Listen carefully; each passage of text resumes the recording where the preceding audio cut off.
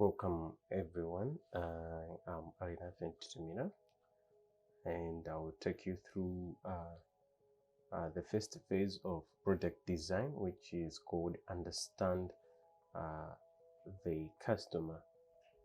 So we are continuing from where we have stopped on product design. So let us see what is the first phase it's all about and how important it is to our course or our life, and as well as our journey in product designing. So what it is all about in understand phase. So in understand, you are trying to understand your customer. So you want to know who are they. So in this phase, you create a persona. So a persona that needs or is facing the challenge of having to solve a problem. So you create a persona, and once the problem has been recognized of that persona, the problem statement must be defined at the right level of comfort. So to do this, we need to ask ourselves, we need to expand and narrow down the creative framework. So we need to ask ourselves why and how we can meet the customer's needs. So this is a diagram of showing how you can answer these questions, and why and how. Why do you need to meet the customer's needs? So why you need to increase the economic value of your society, and once you do that, you can take care of yourself and as well as your family. And why do you need to meet the customer's needs? You need to achieve individual fulfillment. And how can you do that? By archiving information, learning from others, and reading the design thinking playbook. So this is just an example of design thinking. So you can see that you can educate ourselves further in design thinking by doing this. So how to get overall fundamental context. So if you want to have overall fundamental context on the understanding of your audience, you need to answer these 6 WH questions: who, why, what, when, where, and how. So these yields fundamental insights. So first of all, you need to ask yourself, who is the target group? So in that target group, you need to identify their size, their type, and characteristics. And secondly, you need to ask yourself, why does the user need this solution? And what does the user propose as a solution? When and for how long is the result needed? So you check the time span of the project or life cycle of the product. Where is the result going to be used? So you check the environment or the media or the location or the country where you are the result, which is going to be the product that you're working on, is going to be used. How is the solution implemented? So in this case, you check how are you going to implement the solution, the skills that you need in order to come up with the solution. So let us see the tools that we use in order to fulfill or to undergo the understand phase of our customer. So the first tool is create a persona. So you remember at first the overall goal of understand phase is to understand the customer. So when you create a persona, you create a mimic or an object that mimics the customer. Use the hook canvas, use jobs to be done framework, create future user. So let us take a look on each and every tool of project design this course. So when we say create a persona, you have to be creative in coming up with this tool. So first of all, you need to take real pictures of your intended customers, the ones that you want. If you want to deploy your product maybe in rural areas, so you have to take pictures of the individuals in rural areas, put it on your board, drawing board or whatnot, Then you start putting descriptions of this persona. So first of all, you have to come up with a persona description. So in this persona description, you will need to put their age, their gender, the place of residence, their marital status, hobbies, leisure time, education and training, position in the company, social environment, sinus milias category, way of thinking, and etc. So these has to be realistic, because that is your customer. Another thing is to come up with jobs to be done. So on jobs to be done, you need to answer yourself what task performance is supported by the product. So the product is the one that you want to give out, and what are the goals? What does it make sense? Why does it make sense to give to the customer? So you answer these questions on the same board. So you have to be creative. You can use the stickers to answer this question, and it has to be like that. You don't have to write on your board. You just have to come up with these ideas, the same as the ones that the one that is showing on the screen. So you also need to check on use cases on how the product is used by the customer, and where it is used and by whom it is used. What happens before and after use? How does the customer obtain information? What does the purchase process look like? Who influences the decision? So you check all the use cases that are in between your customer and the product. Another thing you check on the gains. To what extent do the current products make the customer happy? So you check the product that are on the market. So you do literature review. So you check what profits are the products that are already on the market giving the customer, and you check on the pains as well. What causes a bad feeling in the customer with their current products?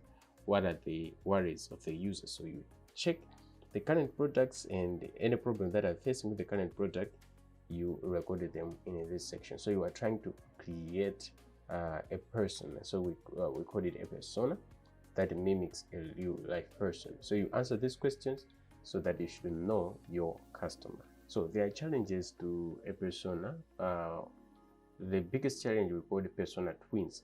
So this is a common challenge that most people have encountered, that they provide minimal information of their customer. We can see two individuals here called Prince Charles and Ozzy Osbourne. So Prince Charles is a member of the royal family. Ozzy Osbourne is an artist. So you can see that most of these information they are similar. They are born in the same year, they grew up in the same area, married twice, they have children, they are rich and successful, they take vacations in Alps and like dogs. So if you have these small information, you are going to have abstraction in the target audience that you want. So make sure that you answer the questions in the persona section thoroughly and provide much information, so that you should not have this kind of problem, which is called persona twins. So let us take a look on hook canvas. This is another tool to understanding your customer. So the hook canvas, what it says is that you need to satisfy your customer with the simplest action of your product. The simplest interaction between your product and the customer. Make sure you interact, provide satisfaction to your customer. So the first thing is called external trigger. So it's made up of 4 sections. We have trigger, action, variable reward, and investment. So this is very simple. So on the external trigger is what are the relevant triggers for an action for your various persona, what external and internal triggers to use your product or your service. So what makes the customer to use your product? this is the simplest action. So the keyword is the simplest action that your user must perform to be rewarded. So make sure that it's the simplest action. So when you are creating your products or services, make sure there's something simple that the user will do to get rewarded. So this is the question that you need to answer yourself. Have we already minimized the effort to such an extent in order to perform the action for the user? So the hook canvas 2 is mainly emphasized on this area. You need your product or your service or maybe your web application to have a simplest action that rewards your user. So on section number 4, so we have variable reward. So in this section, you need to answer this question: how is the user rewarded? Does the reward develop beyond the original goal? So make sure that you are maximizing the rewards.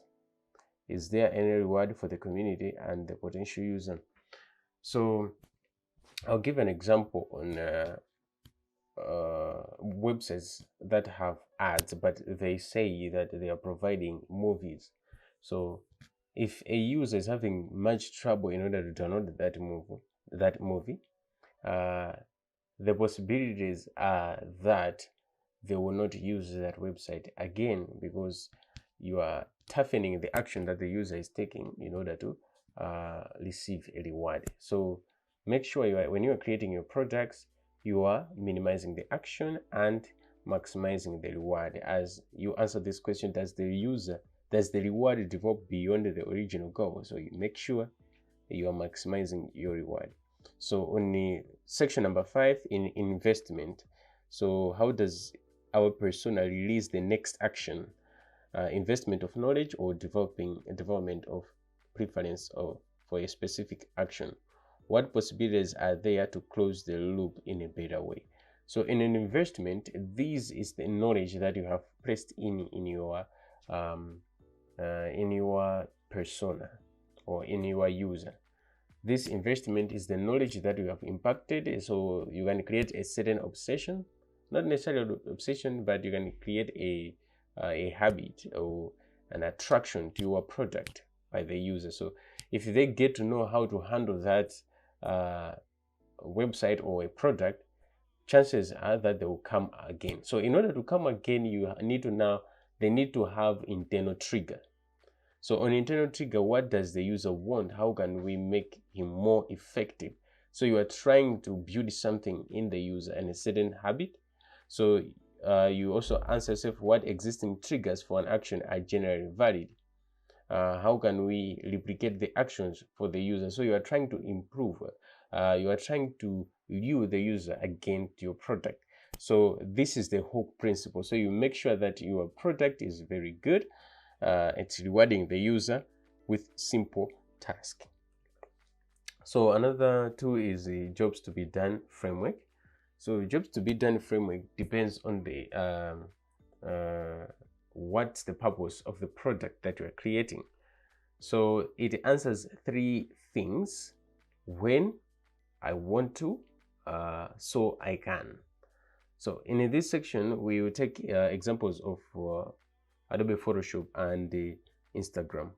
So first of all, when on jobs to be done, you answer your question when. So when you can use this framework is when a user is saying, I can take a photograph with a digital camera. So you are prompting the user to use any digital camera. But once that user, what is the purpose of the user taking photograph with a digital camera? So you want to come up with another section when you are developing your product, so that you can provide solutions to your product. So you want to accommodate the user with this want. So you say the user will be able to edit it in such a way that it looks like it's been taken by a professional photographer. So Photoshop can be used by anyone, but with 2 or 3 edits, you can change the picture to look like it was taken by a professional photographer. And you are satisfying the customer by giving the customer a service that they'll be satisfied, so they can show perfect pictures. So you want to have this flow on jobs to be done framework. So let us take a look at example on Instagram. So on Instagram, you need to accommodate every user who is using a phone to take photographs. So they don't need to have professional cameras. So that they edit the pictures easy and in a simpler manner and share it quickly with their friends. So as a product designer, you need to see this trend. You need to satisfy a user in these trends. You are not just creating Instagram to post pictures or doing something, but they are trying to solve something. So on the I want to, it's where you tap into the user.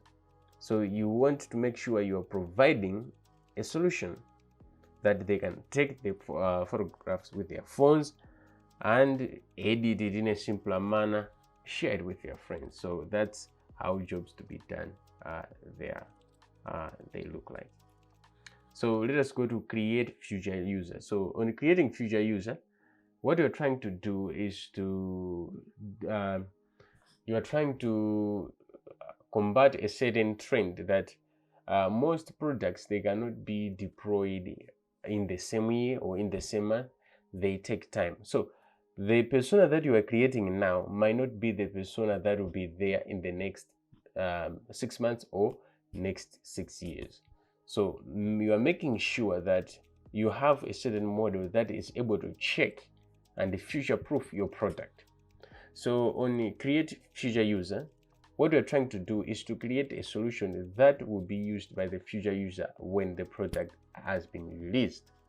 So step one, you need to describe your target customer. So make sure you describe your target customer. So you discuss the lifestyles and the values this customer had 12 years ago. So what you're trying to do is to future-proof the product.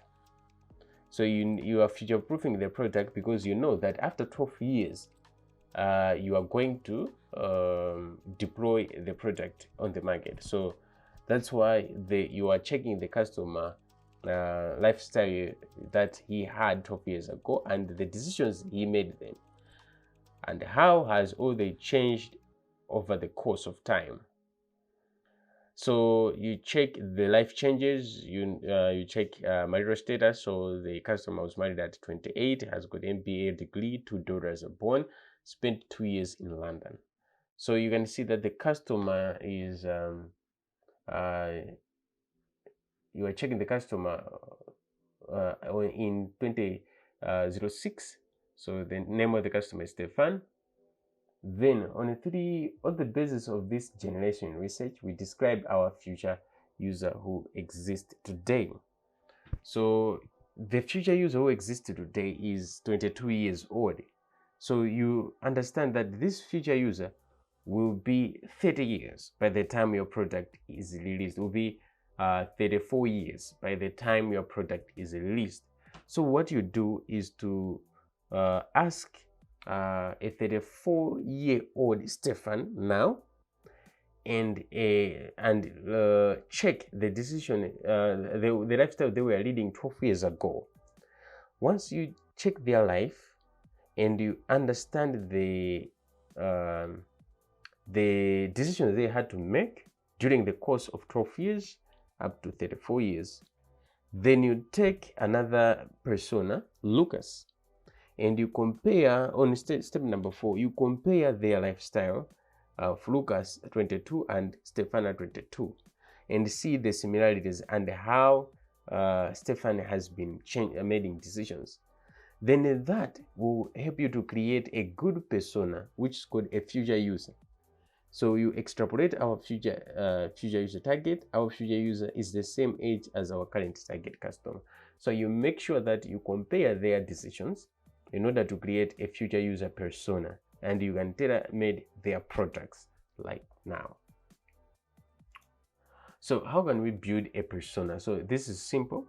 We have 10 steps of building a persona. So you find the user. How can you find the user? Ask us a question. Who are the users of your product? How many are there? what do they do. So the methods of having this user this information to find the user, you need to use the method called quantitative collection of data, or IdealabMw method. So we'll see on observation on how to use IdealabMw method. So second, you need to build up a hypothesis. What the difference between the users? So you guess answers. So methods of using that, you have a description of groups of similar users and segmentation. So you just think these users are segmented using their age, their sex, gender, and the places they live in. And stage number 3, you confirm. So you confirm, is there any data or evidence that confirm your hypothesis? So any data that shows that they're in the same age or they live in the same area. How to do that? You have a quantitative collection of data and empathy map. So on empathy map, you take a look at the empathy map on observation stage. Finding patterns. So you start categorizing the users. So you ask your questions like, are the initial description of the groups still correct? Are there other groups that might be important? So you find the patterns that categorize your users. So how you do that? You categorize them or apply jobs to be done framework. So you need to check what they want. Some people, they prefer to use phones.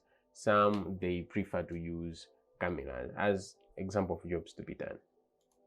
So fifth step is to create the persona. So we already talked about the persona. And the question you need to ask yourself is, how can the persona be described? So we have already checked on the persona as well.